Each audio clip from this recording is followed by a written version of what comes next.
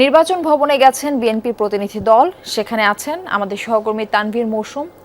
বিস্তারিত জানাতে আমাদের সঙ্গে যুক্ত হচ্ছেন তিনি। তানভীর, বিএনপি প্রতিনিধি দলে কারা কারা আছেন, কি নিয়ে তারা কথা বলবেন, কিছু জানতে পেরেছেন কিনা? মারফি, বিএনপির এই প্রতিনিধি দলের সদস্য সংখ্যা মোট ৩ জন এবং যাদের মধ্যে রয়েছেন মোহাম্মদ জকরিয়া, রুহুল কবির রিজভী এবং নজরুল ইসলাম খান।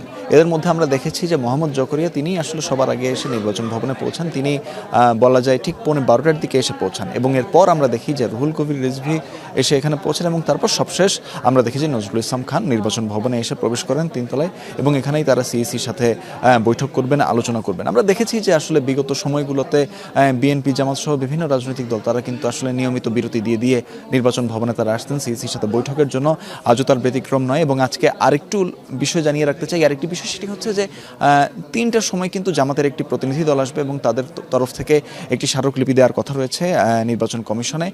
তবে এখানে আজকের যে আলোচ্য বিষয়, বিএনপি প্রতিনিধি দলের যে আলোচ্য বিষয়, সেখানে অবশ্যই সবচেয়ে বেশি গুরুত্ব পাবে আচরণবিধি লঙ্ঘন এবং বিরোধী দল যেগুলো রয়েছে তাদের বেশ কিছু আচার আচরণের বিষয়গুলো, সেগুলো নিয়ে। এবং অবশ্যই তাদের কিছু কিছু অভিযোগও থাকে তাদের এবং তারা বিভিন্ন বিষয়ে তাদের উদ্বেগ থাকলে, তাদের পর্যবেক্ষণ থাকলে তারা সেগুলো কমিশনকে জানান, সেটিও কিন্তু আজকে থাকবে।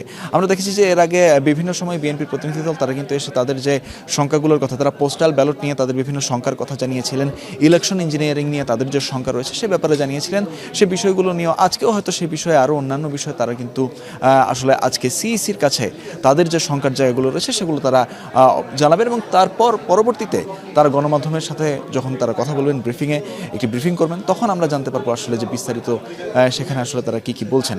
তবে দেখেছি যে আজকের যে প্রতিনিধি দল সেখানে সালাউদ্দিন আহমদ নেই এবং বিএনপির অনেক প্রথিতযশা নেতারাই আজকে নেই। তবে আজকে নজরুল ইসলাম খান রয়েছেন। এখানে আরেকটি বিষয় উল্লেখ করে রাখতে চাই, নজরুল ইসলাম খান কিন্তু এর আগেও বেশ কয়েকটি প্রতিনিধি দলের সভাপতিত্বে তিনিই ছিলেন এবং তার নেতৃত্বেই কিন্তু সেই প্রতিনিধি দলগুলো আসে এবং পোস্টাল ব্যালট। এবং আরেকটি বিষয় হচ্ছে যে ইন কান্ট্রি পোস্টাল ভোটিং বা দেশের অভ্যন্তরে যে পোস্টাল ব্যালটে যাদেরকে এবার ভোট দেওয়ার সুযোগ করে দেওয়া হচ্ছে, যারা আসলে নির্বাচনের সময় বিভিন্ন কাজে যুক্ত থাকেন, যারা আসলে ভোট দিতে পারেন না, তাদেরকে কিন্তু আবার এবার আসলে এই পোস্টাল ভোটিংয়ে যুক্ত করা হচ্ছে।